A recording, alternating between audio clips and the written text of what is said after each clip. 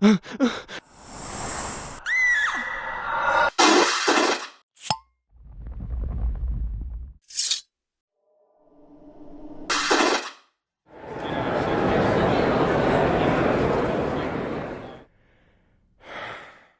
and welcome to the Supernatural Track here at Continual.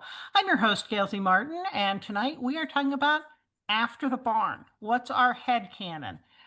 We don't really get much from the show itself. We get some tantalizing tidbits, but there were presumably a lot of years there given Sam's hair. So, how does our mind fill that in, or what good fanfics have we read that fill in those missing years? But before we venture into that territory, let's let our wonderful panelists introduce themselves, starting with Carole. Hi, I'm Carole Stokes. I've been a fan of Supernatural since season 3. Started writing fanfic in 2012. And as Ellis Colton, I write contemporary and paranormal romance. Okay, Lola. My name's Lola Lariscy, and I write paranormal and sci-fi, and I've been watching Supernatural for 20 years. Melissa. Hi, I'm Melissa, and this is Kitty. I've been a fan since the night the pilot aired, and Kitty has been a fan since summer of 2020. Okay. And I'm Gail Martin, and Morgan Bryce. As Gail, I write epic and urban fantasy. As Morgan, I write urban fantasy, male paranormal romance. But all of my modern day worlds are ones Sam and Dean could walk into and feel right at home. I fell in love with the show halfway through season 11, binge watched 11 seasons in time for the start of season 12, fell down the rabbit hole, and as anybody who knows me can tell you, I have not hit ground yet and hope I never do. So, we had the much awaited, dreaded finale.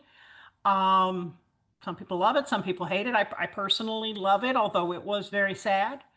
But it leaves a gap of time between Dean's death in the barn and when we see snippets of the future in Sam's life, and then ultimately Sam's death and reunion with Dean. So time passed. What do you think happened? And then we'll just go around, give us one theory on each pass. Carole? So, I mean, we certainly get enough sense of, for Sam, that he certainly constantly mourned his brother. I feel like they make it clear that Dean is always kind of in his thoughts, including that that really poignant moment when Sam goes and sits in the Impala, and is holding the wheel and he cries. I mean, that just tells you that even through all those years that he missed his brother deeply. Yet on the other hand, he had even though it's not really Dean Jr., but we call him Dean Jr. because his little boy is named Dean. And clearly that gave him a lot of joy. You see him as a proud father, playing with his little boy, playing catch like he and Dean never got to do, unless Bobby snuck it in here and there. You know, seeing his son as a grown young man. So at least for him, there was this balance of both joy and light and sadness and dark. Um, for Dean, of course, he was just up in heaven driving baby around, you know. Um, and like for him, it was almost like the blink of an eye. We have no idea how long he drove or anything. It just seemed he was kind of in this really timeless uh, space, this place where everything was lovely. And I think one of my favorite moments in there is when he's sitting there having a beer with Bobby and still kind of like checking things out, and then Bobby's like, he'll be along, And that's of course all you need to know about Dean is he wants to know where's his brother and when do they get to see each other again. And in the meantime, he's going to put on some tunes and drive his baby through the beautiful mountains and everything. So at least for that period of time that we see visualized, I think it's really,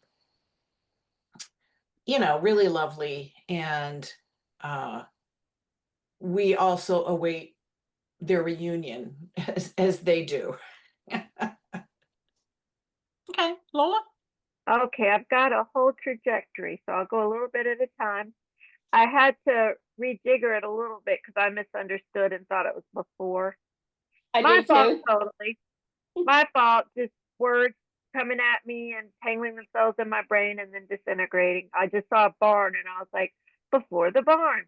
So, but I've rejiggered it. I think we're doing well.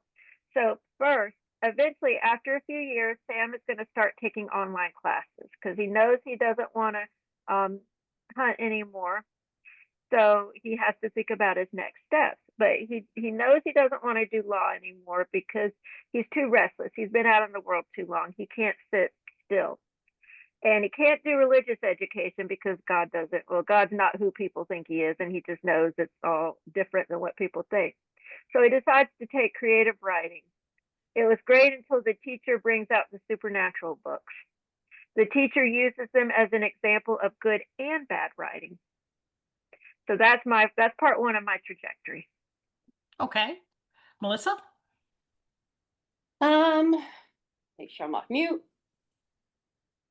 So I did their homework wrong too. I did the same thing that Lola did. Yay, half of this.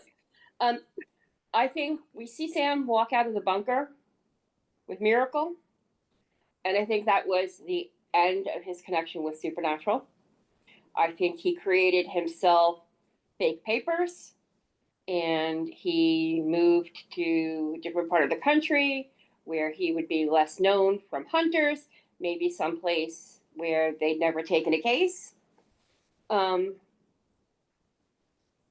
And I'm gonna save the theories for Dean's mom for next round, but I think that he just, because you can't be half in, half out with the supernatural. I think he recognized like it would be a danger to anyone in his life if he even dabbled in any sort of hunting. So I think that he just walked away, took Miracle, and he was like, "That's it, I'm done. This life has cost me enough. I am not going to become John. I am going to move past this great and tragic loss, and I'm going to turn my back on all of this and start to live a life." I mean, I'm not sure that we ever find out for sure, but in my head canon, he gives the keys to the bunker to Jody. He entrusts them to somebody who he knows will take care of the legacy. And I think that in the immediate aftermath, um, we joke about the Amelia storyline of hit a dog, met a girl. I think Miracle gave Sam a reason to live after Dean died, because I think it would have been very tempting for Sam to just decide to follow him. Mm-hmm. We go where you go, I go. We're a team, and what else is left for me now? But he had Miracle. And so I think that he initially lived for Miracle. And I agree. I think that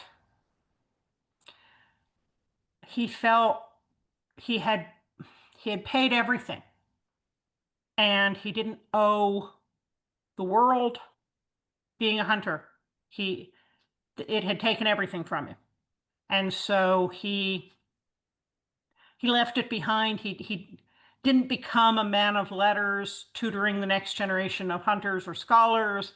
He didn't become an archivist or a supernatural librarian.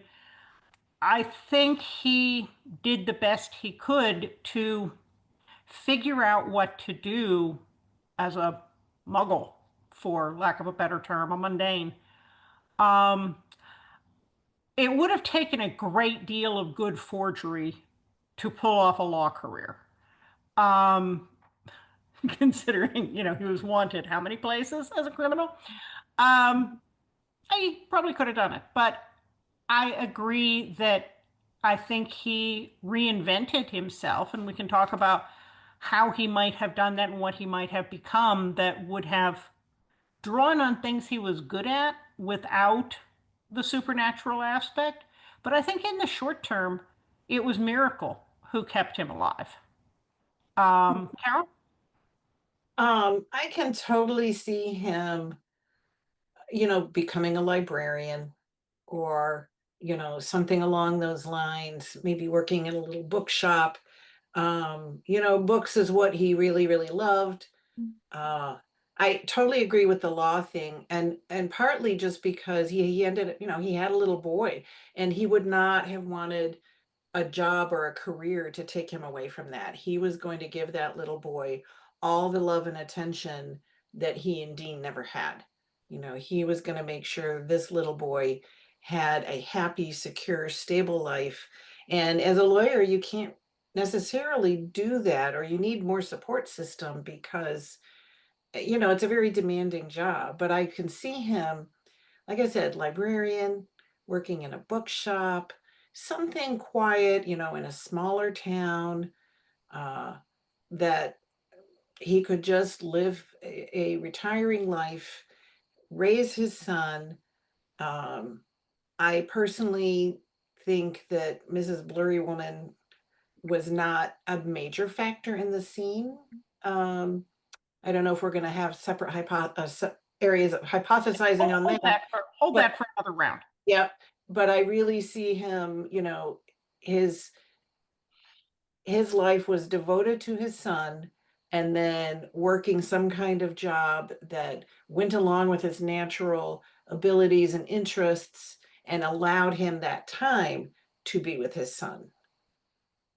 Okay, Lola? All right, I'm thinking about doing my best one last. Okay. So, yeah, so I'm going to do a little more mundane one right now.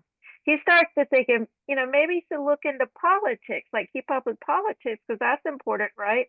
He goes to a news site and then changes his mind and immediately goes back to Wordle. Smart man. Smart man. Hmm. Yeah, he's like, no, I've dealt with just nope, Yeah. nope, I'm Yeah. done. Otherwise, I think the temptation to go around smiting would just be way too much. Exactly. He gets some of that demon blood again. He's like, how do I get it? I'm like, I want it back. Melissa? Um, Unpopular opinion. You don't see a whole lot of this in fanfic. I think he becomes a paramedic because that's something that he could easily fake the credentials for based on a certain level of knowledge. And I think eventually he becomes a nurse, maybe a trauma nurse in the ER or something. Um, Small town though, not a big city, like not something that's like Chicago or New York, but a smaller city or even a small town. Or a Um, tribal area. I don't know if they let non-tribal people in, but that might be interesting. Huh? because because nursing and even working on the bus, you have a lot of flexibility potentially in your on your hours, and so he would be able to work different kinds of shifts that as DJ got older and his needs for childcare changed, that would give him some flexibility. So that's what I think. Okay. I think that even though Sam would have walked away from hunting and walked away from research and the men of letters, I think that he always would have put down protective sigils and wardings wherever the family was because he knows what's out there. And some of those things are immortal and they may remember his name.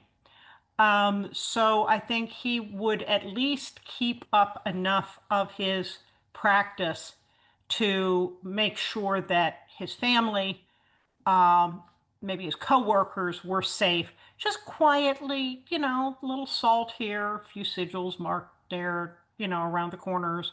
Um, and staying out of the major fray, but making sure that the people he cared about were protected, given the abilities that he had. So I think that is a logical thing to expect. Carol? Yeah, I totally agree with that. I mean, and we did see the anti-possession symbol on Dean Jr.'s arm, so for sure. But yeah, it's I can't imagine him abandoning things like laying, when he gets his house and he does like Bobby did, where he like works the salt into them, around the windows and in the paint and things, so that they have the sigils and the wards and all of that to keep his home safe. And I picture him still, not often, but every once in a while, like talking to Jody, her reaching out to say, how you doing? How's the boy? Um, I don't see him really keeping touch with anybody else. But Jody was somebody who really kind of was stepping into that almost maternal role with them, and her wanting to know that he's okay and see Dean Jr. growing up a little bit. But on the other hand, not too much, because you don't want that bleed from that life into the life he's now created. Hmm. Yeah, I think that makes a lot of sense. Lola? I think at one point he gets nostalgic and he decides to go to a concert. But then he realizes it's too loud and he's tired, so he goes sits at the bar and has a light Michelob. Melissa? Um, I kind of disagree with Carol. I think he sees Jody once after DJ is born, and that's it. And he tells her, "This is my son, blah, blah, blah. You will be named as my next of kin, blah, blah. What you are his guardian, but you will never see us again." I think he closes that door firmly, because not just that bleed, like Carol said, but I think she's too much of a reminder of Dean. I Mhm. think he shut himself off completely from everything from Dean. I think the house that we see in, in the passage of time, I think that was a fixer upper that he bought deliberately, a fixer upper so he could strip it down to the studs and work all of the protections and all of the magic from the walls to the subfloors to the Mhm. roof. Like, he had Bobby's house as a model, but there's some fanfic that did a really great job of talking about how they built this incredible safe house, basically, and all the things they did. And when I think about the house that we see Sam in, I see that kinds of just layers of protection.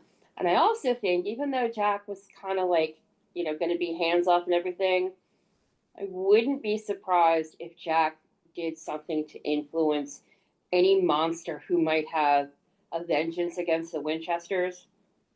I wouldn't be surprised if there was some sort of protection magic to deter that, because no matter how safe and how underground um, he was, a monster with a vengeance was going to be able to find him eventually. Unless, like, they moved all the time, which it doesn't seem like it. It seemed like that was the house that they lived in, that DJ grew up in, that Sam died in. So in that case, like, it's a little unbelievable that no monsters ever found them without a little bit of Jack luck. Yeah, I agree. I think that makes a lot of sense that Jack could have, still being pretty hands off, just let it be known that Sam Winchester and his family are protected. Yeah. And Or that maybe would be all it he did took. like a little deflection thing, you Yeah, know? So Yes. like, There's that story that has the great protection bubble. mm-hmm. because, it's not just monsters, it's also demons and angels. And there were a lot of people headed in for the Winchesters, and we don't have any indication that Sam, changed his name or tried to go witness protection. But the Um, demons, at least the demons and angels, though, Jack said that was over.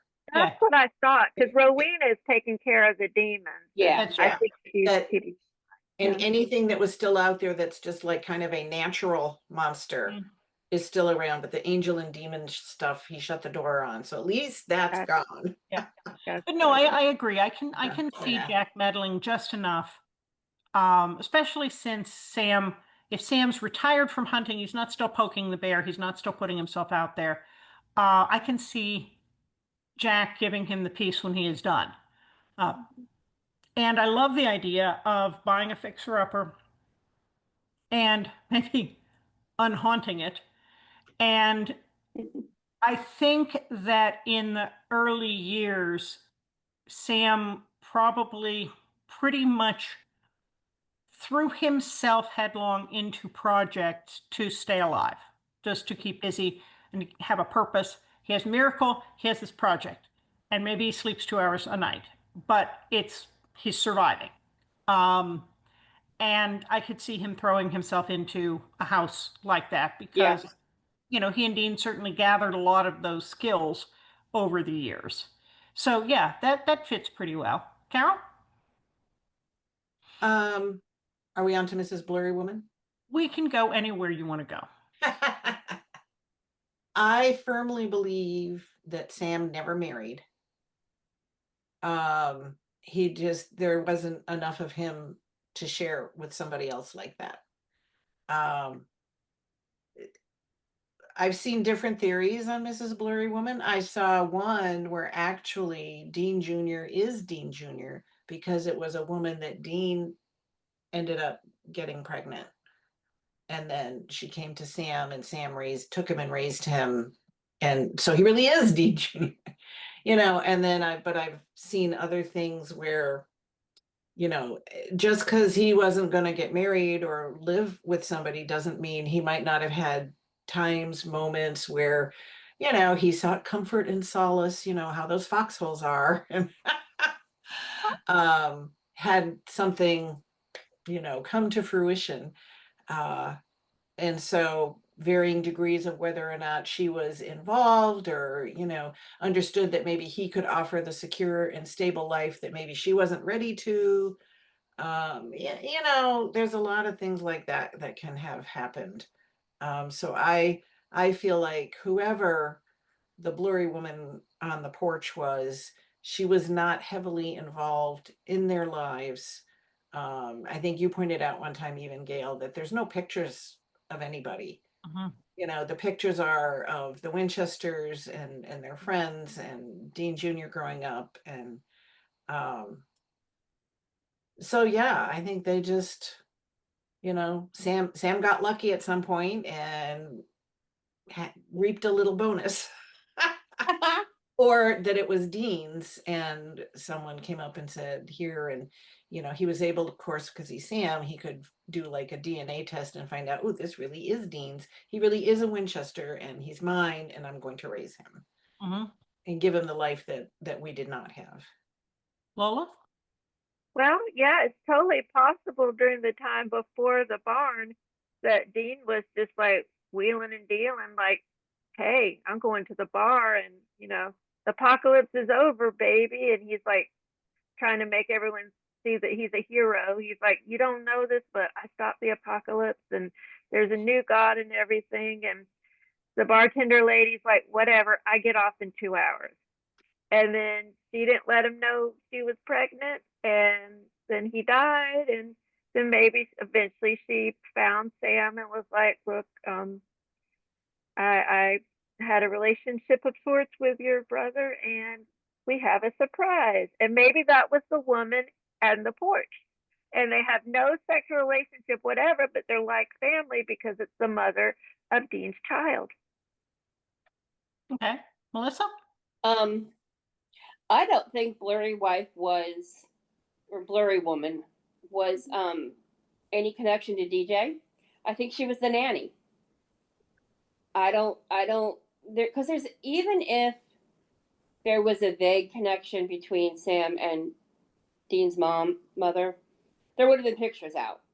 The Mm. pictures thing, they this is a hill on which I will die. They Mhm. were very deliberate in showing all of those photos. You're right. And they were very deliberate in not showing a single photo that could even be remotely hinted at being DJ's mom. So I don't think she was someone with whom, and if it was like a liaison with that Dean had, Mhm. if she'd been in his life at all, there would have been a photo or two. That's Like true. of DJ and this woman, there would have been photos up. Sam is not the kind of guy who would not have had those photos around for his son. Somebody's argued, well, they were in his room. They would have been with the family You're because whatever. I think that DJ was surrogacy. It's not expensive. It's not hard to do. Could have right. just gone and found somebody willing to help him have a baby because he wanted a baby because he wanted something to carry on the Winchester name. He wanted, but more importantly, he wanted someone to carry on Dean's life. Mhm. And so I think Blurry Woman was the long term nanny. And because there was like, there weren't two bikes leaning against the front porch. I've thought about this a lot. There was like one bike, like she wasn't a part, whoever that woman was, she wasn't a part of their lives because those photos were way too deliberate. Mhm. There Yeah, was no there was no Chekhov's gun. no, I Mhm. like the idea of a surrogate. Um, and I think Sam would have been able to work everything to make sure nothing was traceable, that he didn't want traced. Um, that to me makes more sense than an unfortunate one night stand or something because um, for all the times that Dean tried to push Sam onto women, Sam didn't push very well, Mm-mm. and he didn't stay. And, I think that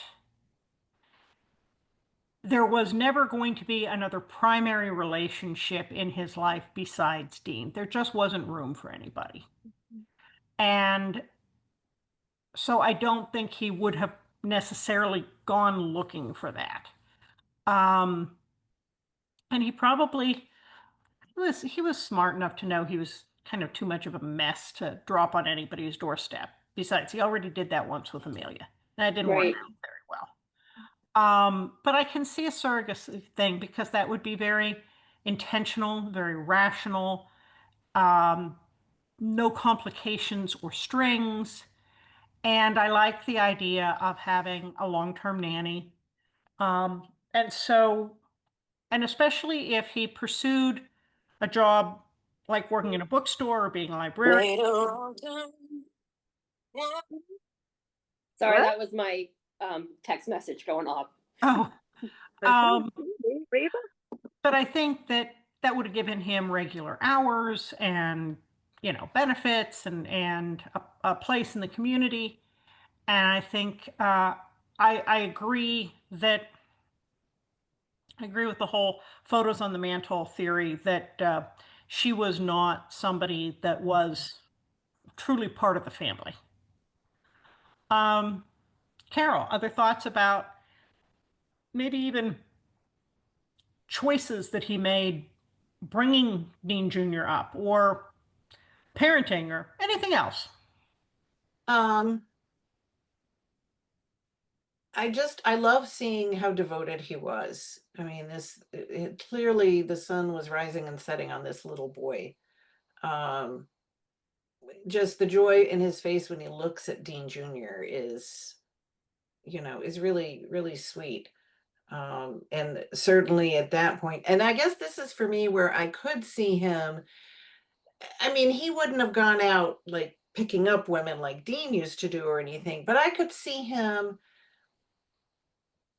sitting in a bar and, having some grief stricken moments and everything, and perhaps a friendly face, and, feeling so alone. Just even the comfort of a hug, one thing can kind of lead to another, and you have this kind of very sweet little interlude. Uh, and then perhaps, you know, maybe she was a college student or something. And so it's like, oops, I'm not at a point in life where I can raise a baby, you know, and he's like, for him, it would have been like, oh, here's my like my second chance, you know, here's my chance to have this have this pleasure in life, to have this uh to have my family, you know, my family. He's, you know, he's my son, and now I have a family again, and therefore there's, you know, the next 20 years reason to live. Right. You know, and then the joy that brings him and stuff. I mean, I totally picture, you know, whoever it is he would have had an encounter with had to have qualities even easily discerned enough that he would have been drawn to them at all, you know, to even take comfort from. And that's why, like, for me, I'm like, you know, it could have been a college student, or, you know, somebody like that who's making their own way in the world. And maybe they needed comfort too. And so they kind of find each other and have this night. What? Are you crying or laughing? I'm laughing and I can't tell you. I can't discuss it. I'm just gonna let that ship sail. Okay. So anyway, that's a theory. Okay. It could Lola? be bunnies. Okay. Well, um, it's possible that she was as broken as he is. I don't know if she was a hunter, but maybe she had something else. Maybe she'd been abused or something like that, and I don't want to, or something worse. And maybe they did try to date, and maybe it lasted for a few years, but then they realized that they just couldn't mesh together. It's just too much baggage, and so they remain friends, and that's why she's on the front porch, but she goes home afterwards. Okay. Melissa? I have no other opinions on who the woman was because of how old the guys were, and they were past their teenage year. Like HIV was a thing, right? They were not Gen X, where depending on where you fall on Gen X, is when where the HIV crisis started. I can't imagine Sam Winchester having sex without a condom. So either the Right. condom broke, it's the True. only way that he's having a baby. Yeah. Because even if she's like, I'm on the pill and I've got an implant and I've got a diaphragm, he's still gonna wrap it. And I honestly think Dean would have been the same way. So I don't have any other like theories because when I start, well, if it wasn't a surrogate, maybe it was a friend who helped him out. But there would be pictures. That Uh-huh. wall comes back to me. It haunts me. So the only thing I can come up with was either he adopted a baby, which is very unpopular because people like the Winchester blood being carried Mhm. on. I could Mhm. honestly see that he wanted a baby, but he did not want it to be his blood because of the demon blood curse. And so I Right. can honestly, now that I'm thinking about it, I Mhm. could see him adopting a baby I Mhm. definitely could. because Yeah. he didn't want to pass on his blood, but he Mhm. wanted a child. So I'll go with that. It's appropriate that the line ends with them because their hunter thing is ending. So it makes sense that the whole thing's kaput. Yeah. Well, and I think that the adoption thing is definitely a possibility because Sam has that protective streak. I think it would have appealed to him.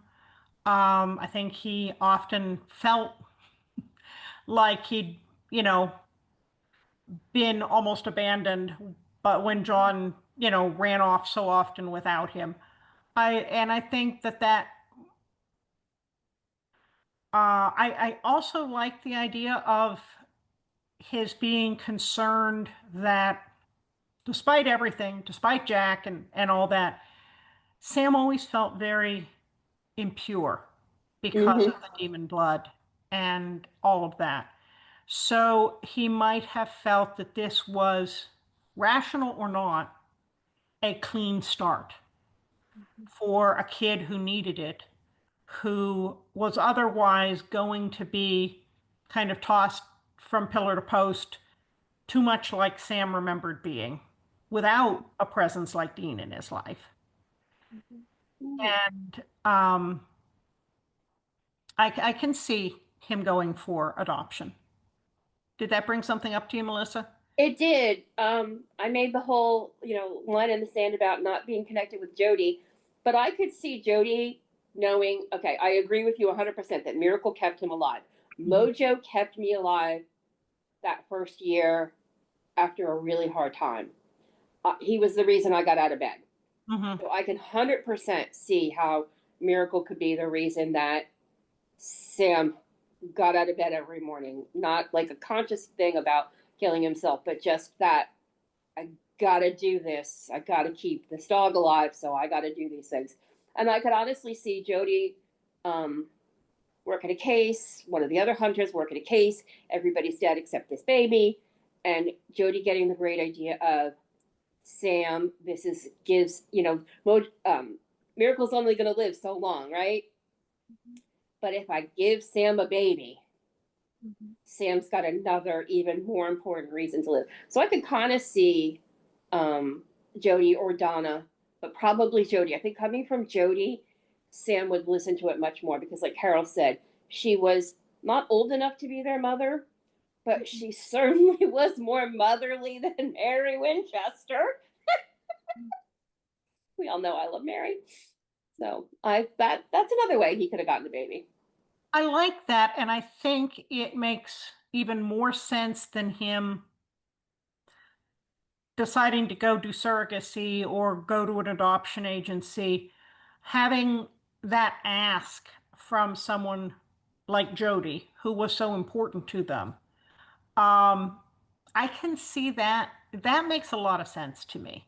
Um, and I can see Jody, figuring out that this was the way to keep Sam around. Not necessarily around her or in her circle, but alive. So yeah, I think that makes a lot of sense. Carol? Are we extrapolating like after the reunion? This is kind of our last round before we have to wrap up, so we can go anywhere you want. So I've read some great, there's certainly a ton of great fic out there in terms of post barn, Sam's life, Dean's time in heaven, their reunion, and things that happen subsequently. And so when you think about them being together then in heaven, so anything could happen. It's heaven. Anything could happen. I read a beautiful one where they drive, and as they drive, they're kind of revisiting places in their lives that were seemingly inconsequential, like not big places where they had big monster hunts, but like little moments here and there, and it's like, oh yeah, and this is where we stopped, and we just sat and had popsicles, and when we were kids, and for 2-3 hours got to just like not worry about where's dad and stuff like that, and ultimately came to what would then be their home, or the space that they both felt, this is where we're going to stay now. um, and then there's been stories where maybe they actually get called back to earth, or sent back because maybe something has happened that they need to help with, and so they show up back on earth and they do whatever it is, and maybe they end up staying for a while or whatever. I mean, it's really interesting, all the different things that Mhm. people have theorized about and written about,